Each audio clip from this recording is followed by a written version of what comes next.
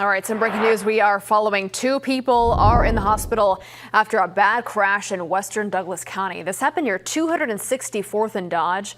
Authorities say the victim suffered serious injuries. So far, no word about a cause.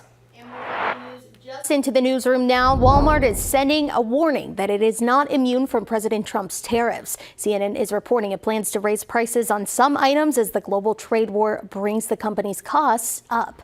Walmart CEO Doug McMillon says the company will do its best to keep the prices as low as possible. Walmart sent out several prepared remarks from executives before an earnings call this morning when it was announced. Walmart says the price hikes will start later this month. Aaron.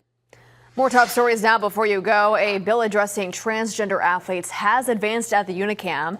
It aims to restrict trans athletes from partaking in sports that align with their gender identity. Governor Jim Pillen vetoed a bill concerning SNAP benefits. LB 319 would have expanded SNAP eligibility to include people with felony drug convictions if they're completed with their sentence. A 4th man is now behind bars facing charges for the death of Kuyathu. Kapoor Koo has been booked now for murder.